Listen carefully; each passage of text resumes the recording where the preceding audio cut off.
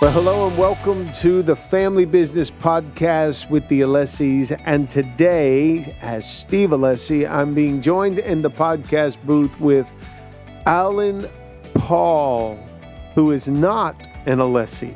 No, I am not. Although sometimes I wish. Come on, man. Sometimes I wish you were in it. I wish you were in it for sure. I feel close enough that I could be an honorary. Maybe I could be an honorary Alessi at this point. You've been with us for a bit. Yes, sir. Wow. Since 2012, 11, I keep going back and forth. Wow. But yes, I think at some point I should get a honorary title. Yes. It does pop up on the calendar, your years and so on every so often. Got it. Yeah. Oh, awesome. And I bring up calendar because we have learned that this is being recorded just before, let me say it this way. On the heels of Black History Month in February, we've learned that in March, it is Women's History Month. Correct. And we asked the question as soon as we learned that, is there a Man's History Month? Well, we looked Go ahead, at it. Tell your joke. No, you felt it right. I really wanted to say it, and like all the people are going to groan halfway through. My wife especially is going to groan. But just in the immediate response to, I definitely cannot speak, would never try to speak for any women in our audience ever. However, I'm sure as soon as we mentioned, is there a Man's History Month, they all likely said, the entire year and every other day is Man's History, his story. His story. But I've heard that somewhere else. Okay, I've heard that somewhere else, and probably that's why around Easter. I'm sure there's some again with that little backlash of, hey, you guys got plenty of pub, of course, and the women deserve their month too. So I won't argue that purpose at all because I like to sleep at night in my own bed. This is going to be tough, Alan, because there are so many things I wanted to say right there. Came up in my mind. But I see my wife's face, so it will not come out of my mouth. Yes, we are. Okay. We want to stay happily married. That's the most important part of this. Wow, have we learned? Yes. This gray hair has taught us something along the way. Well, we're not going to continue to joke about all these unique days that they set aside, but there's something that these months where we highlight the Black history, the Hispanic heritage, the American Indian heritage. There's something about it that we could take out of it as being positive and good. And I'd like us to direct our attention to that because we don't spend time on a Sunday talking about matters like this because we keep our eyes on things like faith and how we're going to move forward in the challenging days that we are in. And there's so many people that in our unique congregation, we are helping and speaking to because it's such a great ethnic group. I mean, true. Just a couple of weeks ago on one of our stages, there was a couple of Dominican, two brothers one was on the bass, the drums and the keyboards. Right. We had, we had an Argentinian that was singing. We had a Brazilian that was singing. We had a Peruvian that was playing the guitar and singing. We had a Black Islander that was playing Caribbean. Right. And we had one American that was my daughter, white, that was there. Well, let's clarify it. They're white person that was there. And then we had a Peruvian Asian mix on the keyboard. That's just in one environment. Exactly. Just between 8 people, you had 3-4 continents represented, however many other, and you can't even count how many cultures within that family are not specifically, because they might be married to a Colombian and they're married to, someone that's Italian or Cuban or whatever. So even in that stage, you have an incredible mix of what really Miami, obviously we're in Miami as we're recording this, and we represent that every time we step forward. Like most people, I believe, step into areas like that, even if you're in a slightly less culturally diverse place. Right. There are stories like that pretty much in every workplace and every family. And we don't recognize it because we're usually kind of thinking in that one label Right. kind of mentality. And I'm just afraid recently things have become so sensitive that you almost feel forbidden to celebrate one another's heritage. And I guess that's what I want to talk about today with you. Hello. Let me get rid of that.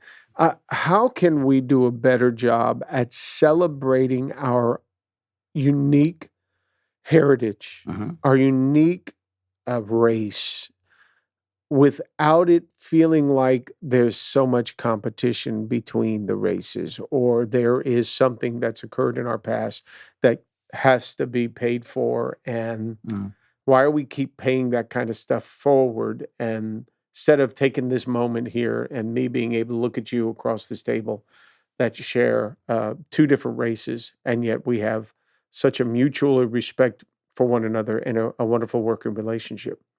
How come we can't do that more? Well, there's two sides of that right away, right? You mentioned the word celebrate, and celebrating our differences versus, I guess the other side would be is focusing on the differences, which is a weird kind of place to draw the line, but I think you have to draw the line there. If I celebrate a difference, if I celebrate the fact that I have a unique heritage, I got the chance to tell a little bit of this story in season 2, I believe, when we did the woke episodes. But I love talking about my family and my heritage because my aunt Lily is a Black history professor at a lot of Ivy League schools. Wow. Has tracked, well, even before her, we had already tracked my mother's side of back in Georgia, back where the farm is. My aunt, I'm sorry, not my aunt, it would be my great-great-great-grandmother and grandfather, Isaac and Georgianne Williams. Georgianne Williams being a Cherokee mixed mulatto woman, and Isaac being a freed Black slave at the time, not slave at that time, obviously they were freed, thank goodness. But 16 generations have been tracked. Now, that's not common. A lot of Ancestry.com stuff has come out, right? And a lot of African Americans, unfortunately, with all the records, don't get a chance to, even in the South, not even Black Americans in the South, a lot of those records weren't kept because they're farmers. So no one's tracking when the baby's born. No. My grandmother didn't even know what her birthday is. We just picked February. I think we picked New Year's Eve. Really? She picked New Year's Eve as her birthday because we think it's around that time. My father's mom. We didn't even know because in the South, they just didn't write that stuff down. The baby was born. It's like, okay, get to work. Get back to work. Golly. So much of our heritage is based on what do we want to celebrate? What do we want to remember? I want to remember that. I want to celebrate the uniqueness of my culture, having Tuskegee Airmen in my family, having judges in my family, having the first, social worker in that county in Georgia, my grandmother in my family. I want to celebrate that, but I don't necessarily want to use the label to celebrate it. It's because it's my family. I'm just proud of it. Yeah, and that I think you should be on that. Yeah. So I think the difference that you said when people are saying now, oh, well, that's divisive. Yes, it's divisive if you're saying that your history is the only one that should be celebrated at the expense of everyone else. But to celebrate what somebody's done, I want to celebrate my Hispanic brothers and sisters because I want to learn more. I want to learn more. I don't want to be forced to in a certain box of learning because I don't think anybody fits into those boxes. And I think that's where we get in the problem. We try to put it in a box and this month you must learn everything and you cannot at the exclusion of all else. And that's not life. As you just mentioned on our stage on a Sunday, that's not a box. There's no box you could put. We just did Black History Month celebration even in our service. And the music came from Hispanic influences and Black influences. And, a couple of them were written by white Americans, and I'm like, but I grew up with it as a song in my church. So I don't really care who wrote it. Yeah. This to me is part of my heritage now because I love the way it sounds with the gospel flair. Right. So that's what I think it is. Celebrating differences versus focusing on the difference and making that a dividing line. Yeah. And I guess my issue is if you don't jump in and celebrate that specific group, then you are made to be or look like you're against that group. Yeah. And that's where I think we get wrong. We're using something that should be very celebratory. And if you don't celebrate it with me, then you're against me. And it's like, wait a minute, I can't make, I want to be there for every one of my kids' birthdays, but if something takes me out of town and I can't celebrate that birthday, it doesn't mean I'm against my kid. If you didn't post that day. On that day, it just means that I'm going to celebrate them when I see them. Yeah. It doesn't just have to be 1 month. It doesn't just have to be one day. And I think that's what I like about what you're saying. Now, part of the whole focus on celebrating that ethnic group in our country, I hope, is based on letting you be educated of the uniqueness of each of those people groups. I agree. It has to be education. And that's why I mentioned the first part, wanting to learn. Yes. And a famous quote, don't remember who said it, is a man convinced against his will is of the same opinion still. So the idea of educating people by telling you, I've been an educator, as you know, for a teacher for a long time. And there's nothing worse than saying, okay, children, now we are going to learn about. Yeah. Like those words, 90% of the kids are like, oh boy, here we go. Yeah. And so even though I definitely believe in setting up opportunities to learn, you have to give people the opportunity and then let them walk in. Say, okay, we're going to learn about my brothers in South America or my brothers in Asia. I believe there is an Asian Heritage Month that we didn't even mention. I don't know which month it is. We've got to look it up. But I welcome the opportunity to learn about that. But if you told me this month, I don't get to read anything else but, whatever the ethnic culture, Asian or Caribbean or Black or European, whatever you pick, I can only read this book. And if I don't read it, like you said, this month, I'm going to be getting an F that week. Now, if I'm in school, that's different. Right. But as an adult, right, I'm going to say, wait, this is not my entire life. And I want to embrace this on my own terms. So I think that's the key. You just said it. Education is key, and we give people opportunities to learn. That's why I do celebrate and welcome Black history and all these heritage months. What I worry about is, again, the idea that, now if you didn't post on that day, and this is a lot of social shaming, right? That's the thing now. It's like if you didn't say it, like you said, if my silence somehow dictates what people really think about me. Well, meanwhile, you and I are in a relationship. We got Ashley and John in here representing all these different cultures. We're in actual relationship, but I can't post this. Right. They wouldn't know. They wouldn't know that we actually care and learn. And I learn something new about my, people's heritage every day that we're in the office. And AP, there's certain things that I have to work through because I know the sensitivity of people. And I have it with my Black friends, my Black brothers. For instance, in January, we have Martin Luther King Day. Right. And then in February, we have President's Day. So now I've gone to the Martin Luther King Memorial, taken pictures there with the family, had communion literally there with my brothers of different races. Wow. When we visited that, what we called our reconciliation gathering. It was beautiful. It was beautiful. We prayed and sang and had a great time. So when it comes to us planning our year calendar for our business, and we're showing what days the office will be closed and what days the office will be open, we work on Martin Luther King Day. We don't make it a holiday, a paid holiday. We make it a paid holiday for President's Day in February. Now, let me tell you why we do that. We do that because in our line of work, we close our offices for 2 weeks during the holidays. Right. Then the third week, we're back in and we're really out of the office for a few days because we're in a planning session. So we lose the end of December and then almost the first week of January. Yep. So we finally get back in the office and we start to build up this flow of work and then deposit for a day when we in this organization work Monday, Tuesday, Wednesday, Thursday, close offices on Fridays. That means we just get up, get some momentum going. We're full of steam coming out of the holidays and planning. Then we go, okay, let's get back in the office. Oh, pause, we lose a day. And when we lose a day here because we're working full days in the office, it offsets the whole flow of our schedule for that particular week and puts us behind. So it's not, I struggle because I wonder, does anybody question why we don't take off that day in January?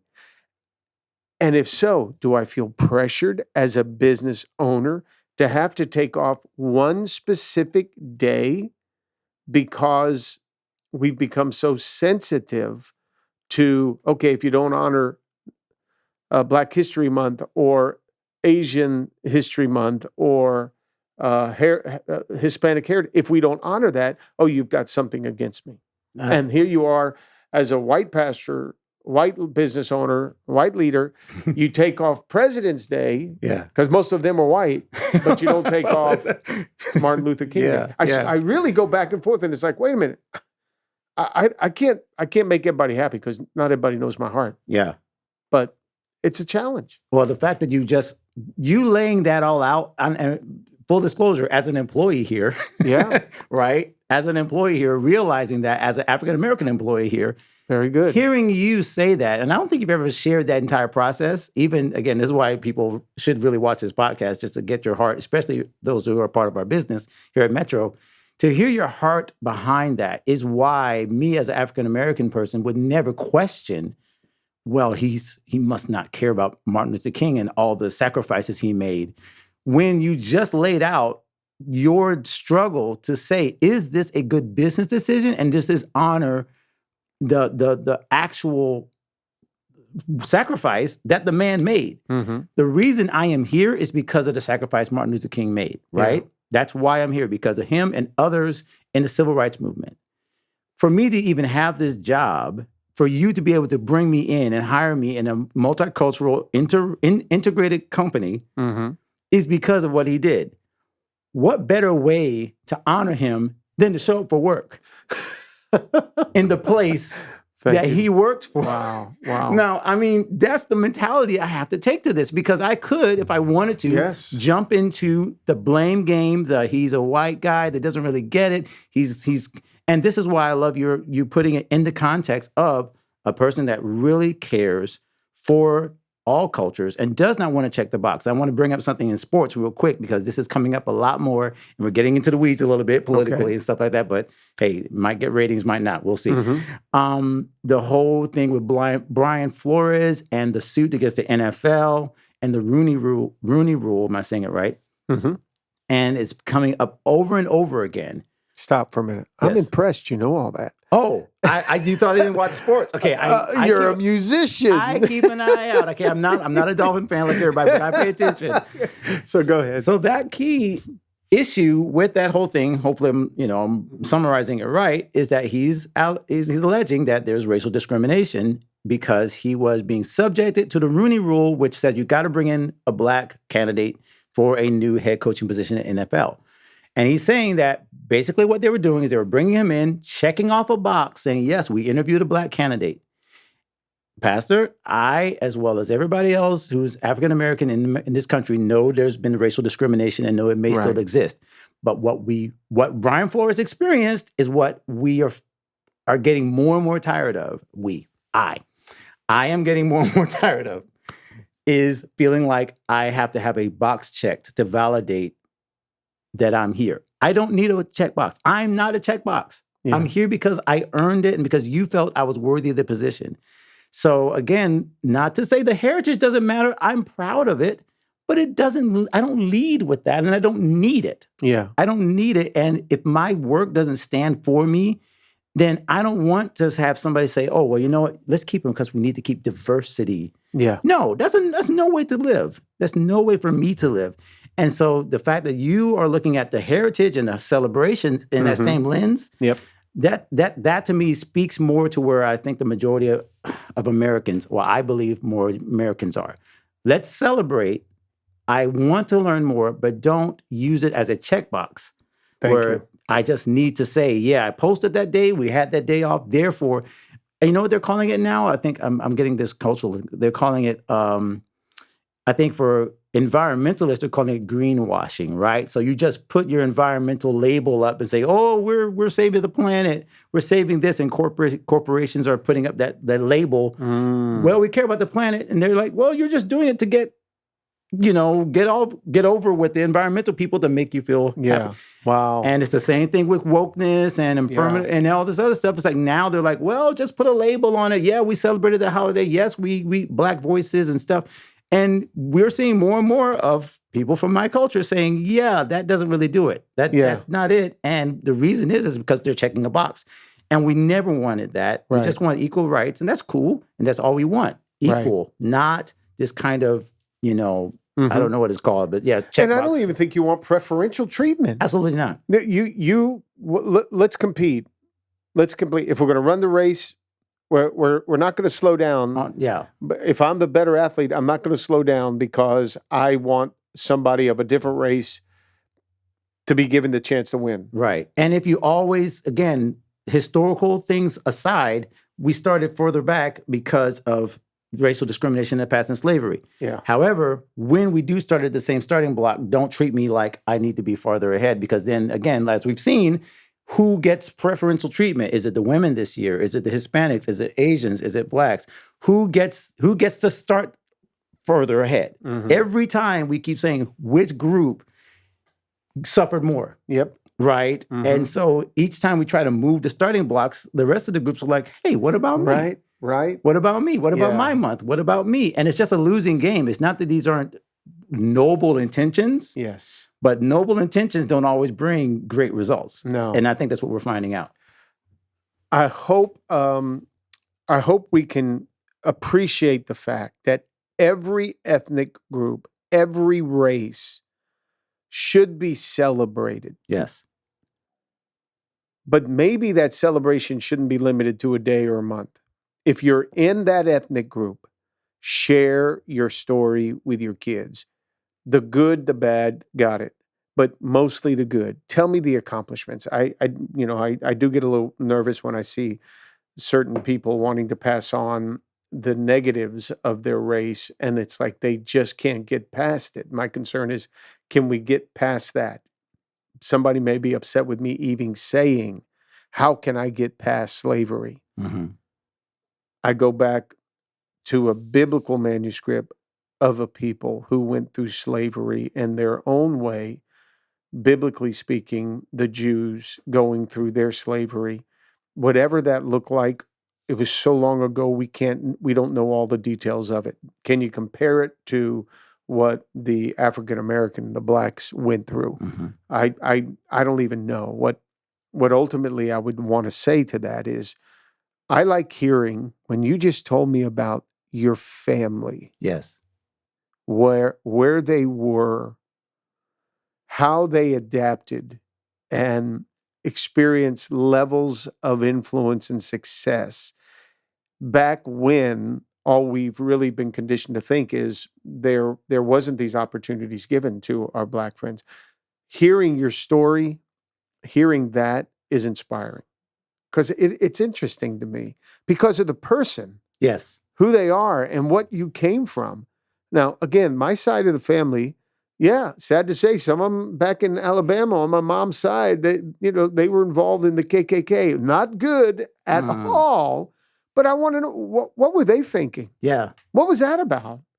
So tell me some of that history, you know what I'm saying? So I'm going to celebrate that history. But then when I start looking at, like, two of our brothers, Cecil and Donald, yesterday showed up at our Dadeland campus.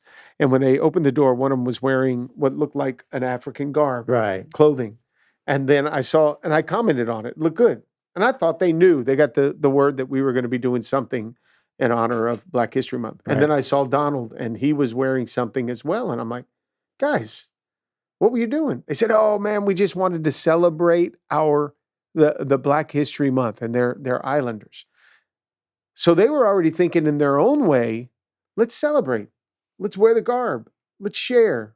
Little did they know we were having our own little celebration as well. Right. I like that. And it wasn't as though I was made to feel bad. Okay, you didn't do this for us, so we got to go do it for ourselves. They were going to do it anyway. They were going to do it anyway. Got it. I love that. Yeah. That's how it should be. And I think the thing you said about the story, and this really, again, you can see how I light up. And the fact that you just mentioned, again, your history where there was people in your family who didn't, for whatever reason, follow through with biblical ideas of equality, right? And just national, the KKK and all the human, that people that there are bad people in our families. Who knew, right? Yeah. I'm sure if you look back in my history, there's some people that I'm not proud of.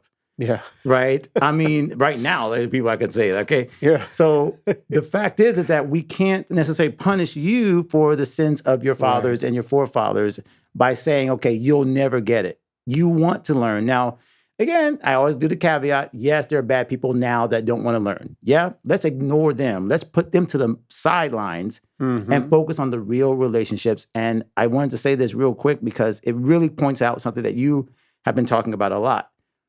Our children are starving for heroes. They're looking for influencers. They're grabbing onto this guy and TikTok and everything. What if we became the new heroes of our own families by telling these stories?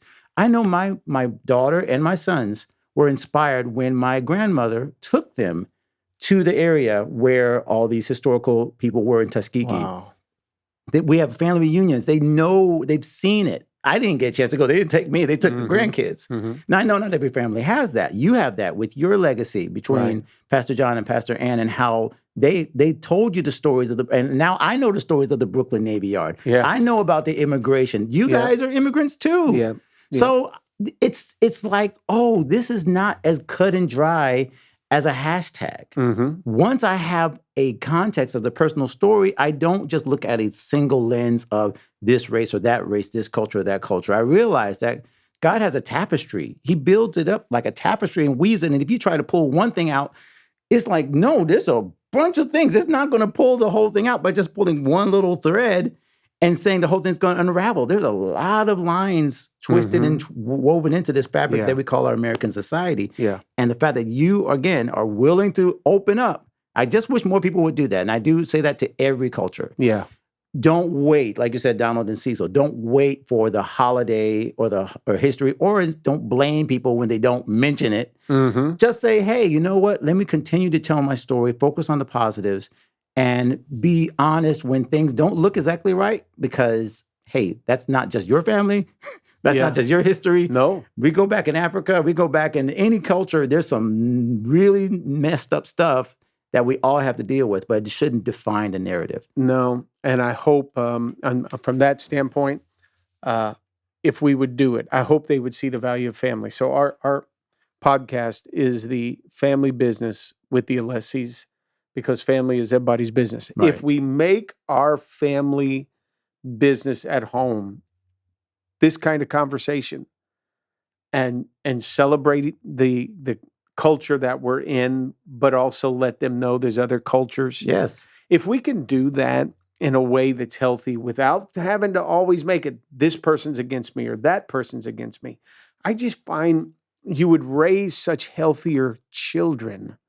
I mean, I went down today to the dealership where I dropped off my car in the service department. Maybe the only American walking in at that moment. I walk up to a guy, Hispanic guy, and he's in the service department. Yeah. Service. He's supposed to be having a spirit of serving. I think I know where this is going, yes. I walk up. He doesn't even look up at me. He's the only one there in the service department. Doesn't even look up at me. And by the time he finally does, young guy, younger than me, okay, he looks up and he says, yeah, bud, what's up? Yeah, bud. Wow. What's up? And meanwhile, as I've been waiting for him, about 3 of his buddies that spoke his language were playing, going back and forth and having conversation. He's turning to him. He's talking. I'm there. He literally turns his back to me. Okay. And I'm looking at this guy and I'm like, okay, reality is if I was Spanish, I'd probably be able to get this thing done in a lot quicker manner with a little bit more service mindset. but here's the gringo in the room. And I have to just kind of, okay, whatever. All right. People have their people groups that they feel more comfortable with. Absolutely. I got it. And that particular people group, I don't have to go out of my way to say, okay, I'm going to celebrate you because I'm forced to. Here's what I'm going to do. I'm going to hang out with my Hispanic friends. And we're not going to have to go to a month of celebration for you, which, by the way, this is so perfect for the Hispanics. They can't even find a month. Oh, God. They go between 2 months. Thank you. They were late. They were late coming to the table at the month of their Hispanic month. They were late by 15 days. And so now they have the middle of the month going into the middle of the next month. They want 2 months. Out of all the landmines we have stepped on today, this is the one where I'm like, yeah, Pastor, you're on your own. My gosh. I stepped back. But I'm going to celebrate my brothers and the Hispanics and go eat at their Spanish food in South Florida because I don't need a month to do that or a day to do it. And I'm going to go and try to find soul food or whatever food that my black friends enjoy going to. Don't get started on food now. That's a great equalizer. Everybody, once you got food on the table, we all show up. We all show up. Exactly. Let's celebrate that uniqueness of our heritage.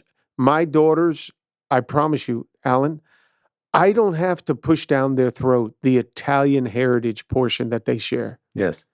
Somewhere along the way, we have talked about it. We have showed them the country. We have told my father and mother and uncles have told them stories about being Italian. They watch the Godfather movies and everything that go with it. They like the Giada, who is a chef, and she's got her cooking show and shares all the Italian recipes. They find themselves naturally migrating towards that, and we're really not Italian.